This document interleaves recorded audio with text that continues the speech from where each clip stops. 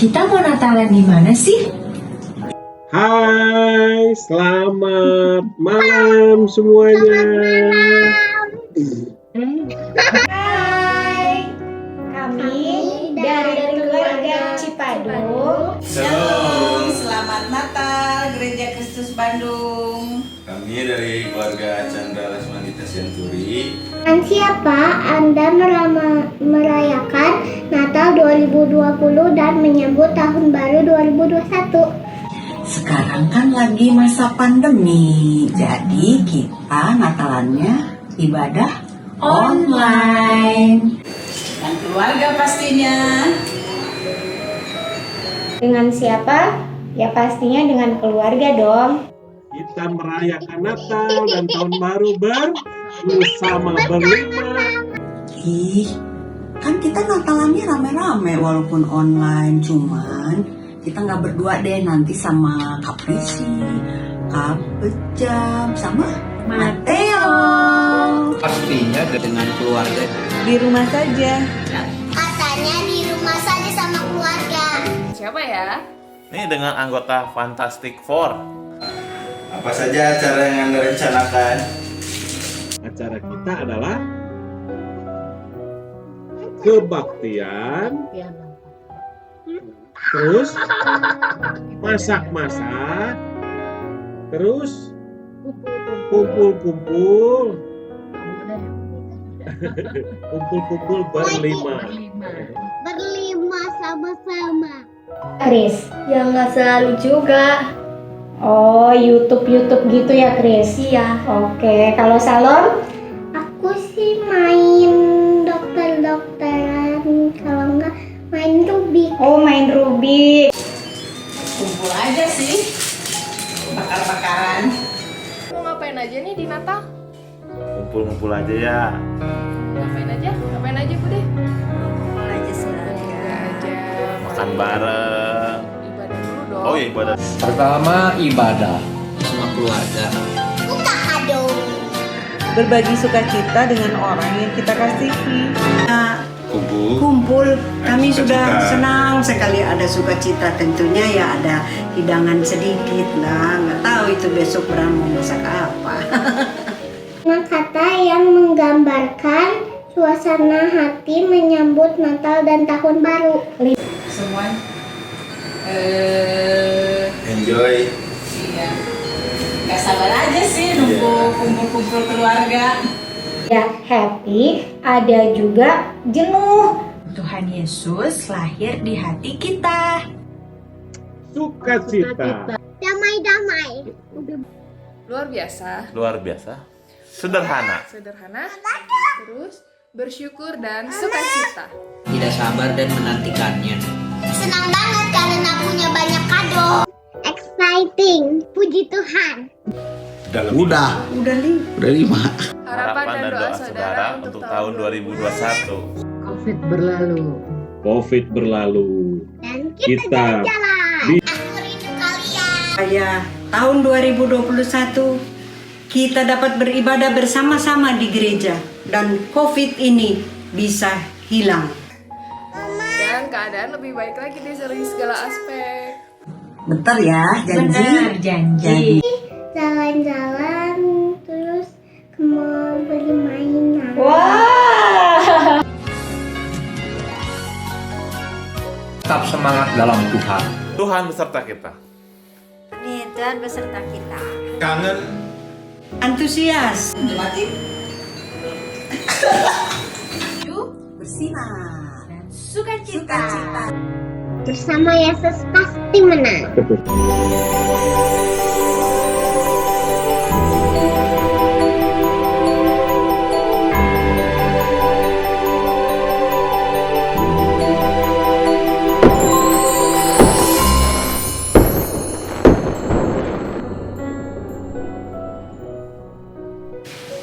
Shalom jemaat GKB, puji Tuhan kita bisa sampai pada malam hari ini. Malam ini adalah malam di mana kita akan merayakan besok hari Natal. Malam ini adalah malam terang lilin, seperti pohon ini yang menjadi terang begitu indah. di rumah kita masing-masing. Kita bersuka cita seperti Bunda Maria bersuka cita karena dia menjadi umat, menjadi wanita yang dipilih Allah untuk melakukan karya Allah Bapa kita di surga, karya penebusan Tuhan kita Yesus Kristus. Mari dengan sukacita kita mau masuk ibadah ini, kita mau menyembah Dia, kita mau berhimpun semua di seluruh anggota keluarga masing-masing untuk bernyanyi bersukacita pada malam Natal ini. Hai, mari berhimpun.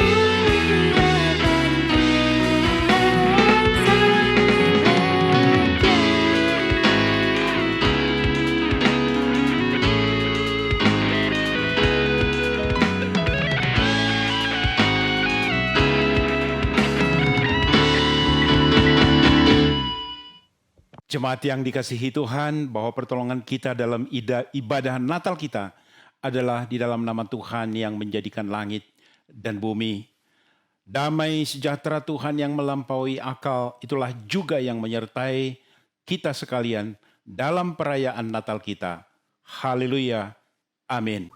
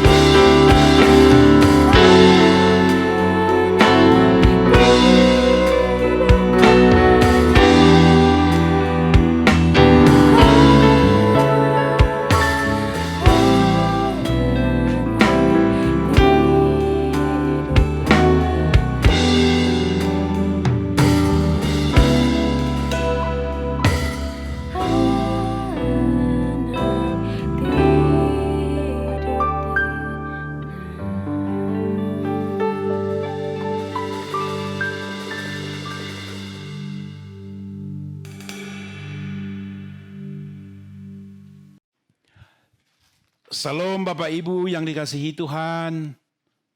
Selamat sore menjelang malam. Bersyukur Tuhan izinkan kita untuk boleh merayakan Natal walaupun dengan kondisi seperti sekarang ini. Tidak ada yang menyangka, tidak ada yang menduga bahwa kita akan merayakan Natal seperti sekarang ini, Bapak Ibu yang dikasihi Tuhan. Tapi sekali lagi, apapun kondisinya kita tetap mau percaya bahwa Tuhan Yesus Kristus, Allah yang kita kasihi, Allah yang mengasihi kita adalah Tuhan yang menuntun kita senantiasa. Tema untuk Natal kita kali ini terambil dari 1 Yohanes pasal 5 ayat 4 sampai dengan 5 dengan tema bersama Yesus pasti menang. Tuhan memberikan yel-yel ini bagi kita mulai dari sejak awal tahun 2020 dan sampai sekarang. Rupanya Tuhan sudah punya rencana terlebih dahulu bahwa yel-yel ini memberikan kekuatan bagi kita di tengah-tengah situasi yang kita tidak duga. COVID-19 yang membuat perubahan yang sangat luar biasa. Bukan hanya untuk Indonesia, tetapi seluruh dunia. Firman Tuhan berkata demikian. Saya akan baca firman Tuhan ini. 1 Yohanes pasal 5 ayat 4 sampai dengan 5. Sebab semua yang lahir dari Allah mengalahkan dunia. Dan inilah kemenangan yang mengalahkan dunia, iman kita. Siapakah yang mengalahkan dunia? Selain daripada dia yang percaya bahwa Yesus adalah anak Allah. Demikian firman Tuhan. Yang berbahagia adalah mereka yang menerima firman Tuhan dan belajar untuk melakukannya di dalam kehidupannya sehari-hari. Mari kita berdoa. Bapa, biarlah kami boleh menerima firman-Mu, meneguhkan iman kami Tuhan di hari Natal ini, di mana kami memperingati hari kedatangan-Mu yang pertama. Tuhan Yesus memberkati kami, hamba-Mu yang menyampaikan yang Engkau izinkan. Demikian juga jemaat, bahkan semua orang yang mendengarkan berita firman Tuhan ini. Dalam nama-Mu Tuhan Yesus kami berdoa. Amin.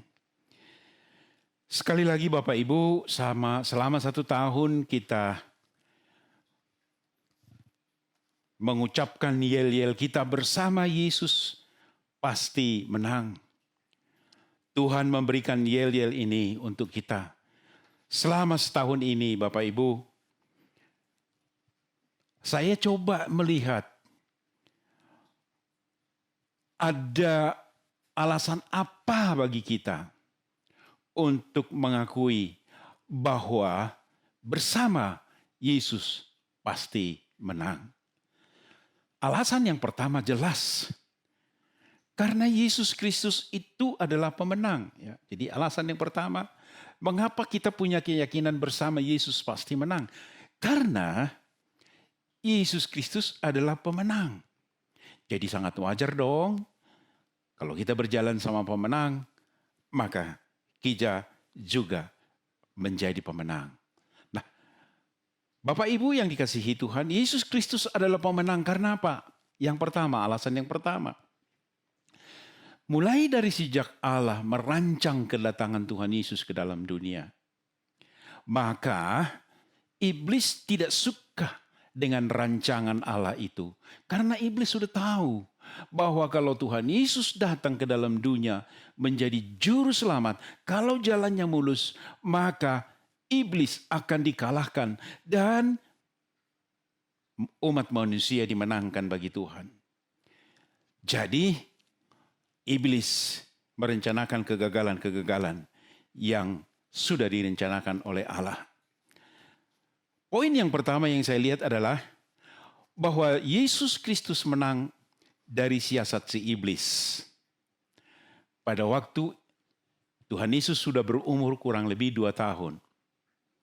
Apa yang dilakukan oleh Herodes? Herodes dipakai oleh Tuhan karena Herodes begitu ambisius dengan jabatannya menjadi raja.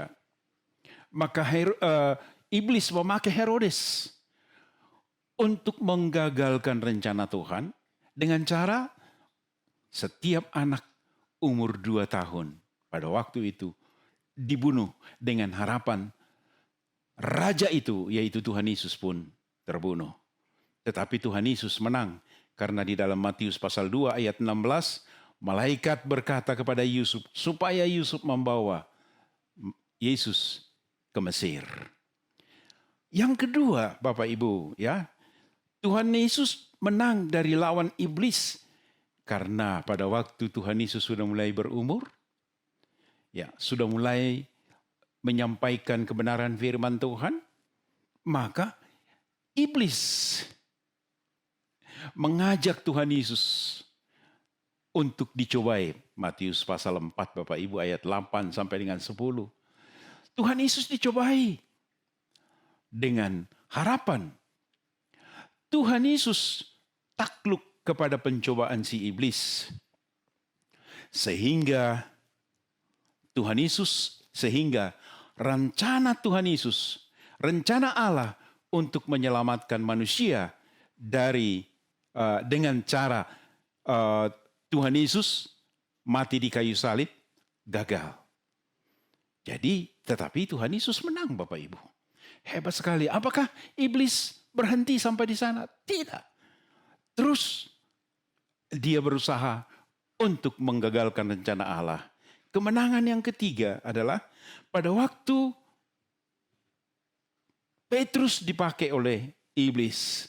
Sampai Tuhan Yesus berkata di Matius 16 ayat 22 sampai dengan 23, dia katakan, "Enyahlah iblis." Bukan Tuhan Yesus benci sama kepada Petrus, tidak. Tetapi ternyata Petrus ini dipakai oleh iblis untuk menggagalkan rencana Allah. Tetapi Tuhan Yesus menang. Yang keempat, kemenangan yang didapatkan oleh Tuhan Yesus. Pada waktu Tuhan Yesus sudah mau mendekati hari kematiannya, iblis memakai Yudas Iskariot. Ya, mari kita lihat. Saya ajak kita untuk melihat firman Tuhan dari Lukas pasal 22 ayat 3 dan 4. Maka masuklah iblis ke dalam Yudas yang bernama Iskariot, seorang dari ke-12 murid itu. Lalu pergilah Yudas kepada imam-imam kepala dan kepala-kepala pengawal bait Allah dan berunding dengan mereka bagaimana ia dapat menyerahkan Yesus kepada mereka. Iblis memakai Yudas Iskariot. Tetapi maksudnya begini, dalam pikiran iblis, kalau Yesus Kristus mati, habislah rencananya penyelamatan yang direncanakan oleh Tuhan melalui Yesus.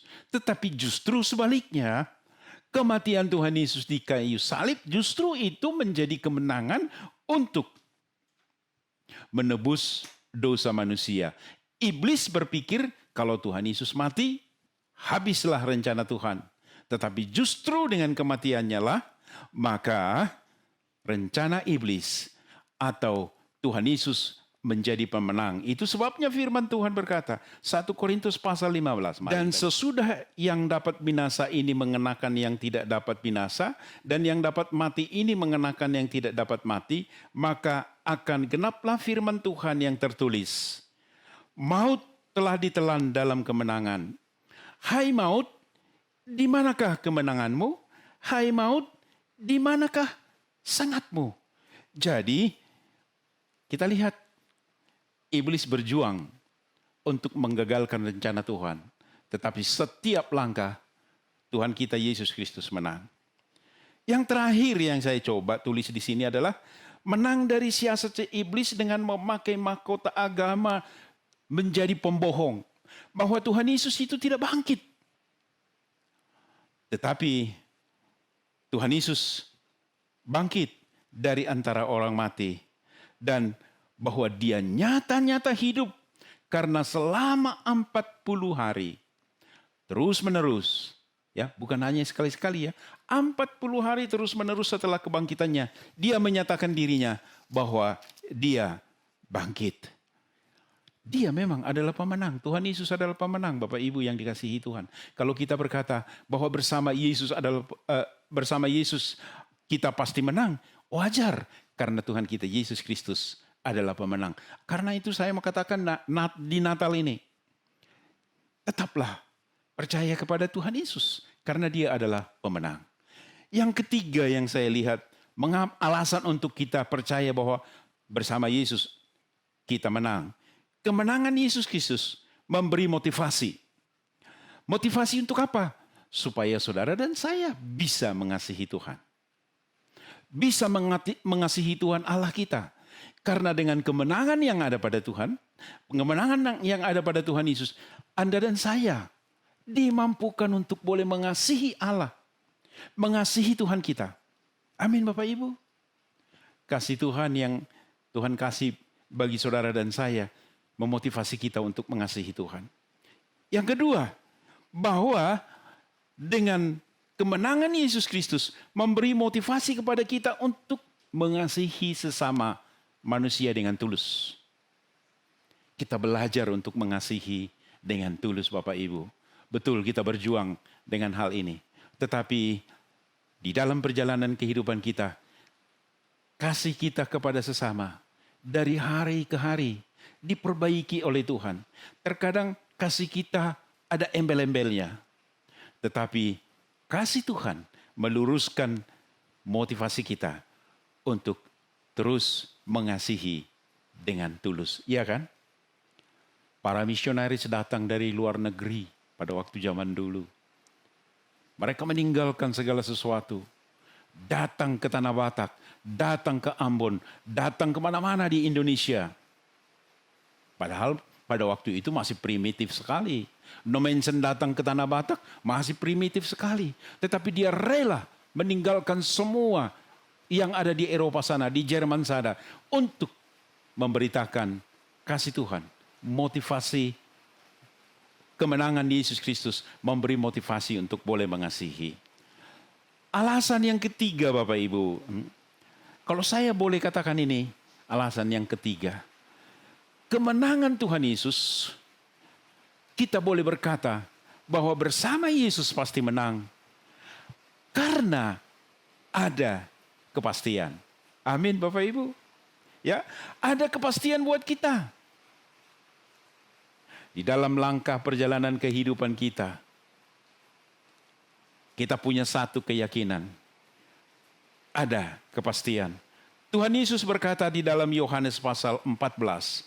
Mari kita lihat Yohanes 14 ayat 3b. Aku akan datang kembali dan membawa kamu ke tempatku. Supaya apa? Supaya di tempat di mana aku berada, kamu pun berada. Hebat sekali Bapak Ibu. Supaya di tempat di mana Tuhan Yesus berada, kita pun berada. Tuhan Yesus kembali mengatakan kepastian ini, Yohanes 17 ayat 24. Yohanes 17 ayat 24. Dia berkata begini, ya Bapa, aku mau supaya dimanapun aku berada, mereka juga berada bersama-sama dengan aku. Mereka yang telah Engkau berikan kepadaku, agar mereka memandang kemuliaanku yang telah Engkau berikan, sebab Engkau telah mengasihi aku sebelum dunia dijadikan. Saya baca sekali lagi dengan pelan Bapak Ibu. Ya Bapa, aku mau supaya dimanapun aku berada, mereka juga berada bersama-sama dengan aku, kata Tuhan Yesus.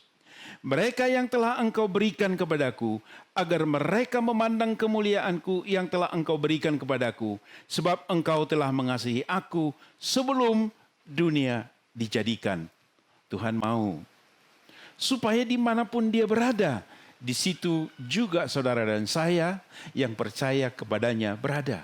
Ada satu kepastian bahwa Tuhan Yesus memberikan kita kepastian.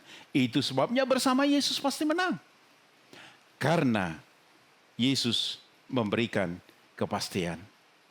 Bapak Ibu yang dikasihi Tuhan, Natal yang kita rayakan yang sangat berbeda dari Natal sebelumnya.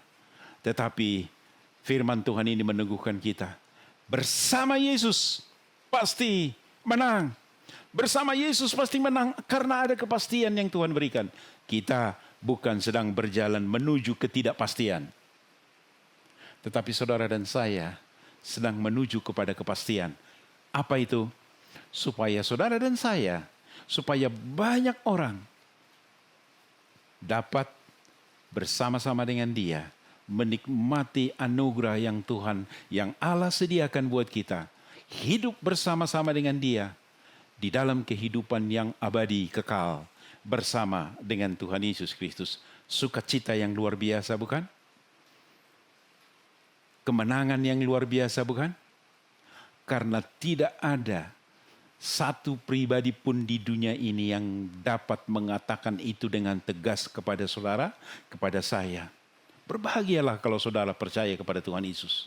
Berbahagialah kalau hari ini kita boleh merayakan Natal dengan situasi dan kondisi yang prihatin. Karena kita punya keyakinan. Ada kepastian yang Tuhan berikan buat kita. Amin Bapak Ibu yang dikasihi Tuhan. Tetap bersukacita. Tetap beriman kepada Tuhan. Teguh beriman kepada Tuhan. Karena dia adalah Tuhan yang memberikan jaminan kemenangan bagi kita. Bersama Yesus pasti menang. Amin. Mari kita berdoa. Tuhan Yesus, di malam Natal yang berbeda dari Natal-Natal sebelumnya, kami mau tetap memperkatakan bahwa Engkau adalah Tuhan yang hidup, Tuhan yang menyertai kami, Tuhan yang menuntun kami, Tuhan yang memberikan kemenangan bagi kami. Terima kasih Tuhan, bahwa sepanjang tahun ini kami boleh berkata, bersama Yesus pasti menang. Kami mendasarkan itu bukan atas kekuatan kami, bukan atas kehebatan kami, tetapi karena kami menaruh pandangan kami kepada Tuhan Yesus yang sudah menang, yang mengalahkan dunia ini sedemikian rupa, yang mengalahkan rintangan-rintangan yang hebat. Terima kasih Bapa di surga, kami mau berdoa, hamba-Mu mau berdoa untuk seluruh jemaat, bahkan semua yang mendengarkan firman Tuhan ini. Biarlah Roh Kudus meneguhkan iman setiap pendengar. Tuhan Yesus memberikan kemenangan buat mereka. Yang ragu, yang bimbang Tuhan Yesus, dalam nama Tuhan Yesus, Engkau nyatakan kemenangan buat setiap pribadi lepas pribadi. Berdoa untuk pemerintahan kami Tuhan. Bapa, kami sangat yakin bahwa Engkau jugalah yang bekerja di dalam pemerintahan kami, bangsa Indonesia. Engkau yang memberikan kemenangan demi kemenangan Tuhan Yesus. Berkati hamba-hambamu yang duduk di dalam pemerintahan kami. Bapak Presiden kami, Pak Jokowi. Tuhan yang memberikan kekuatan buat hamba-Mu ini Tuhan Yesus. Engkau yang memilih dia untuk menjadi pemimpin bagi bangsa negara Indonesia yang besar ini.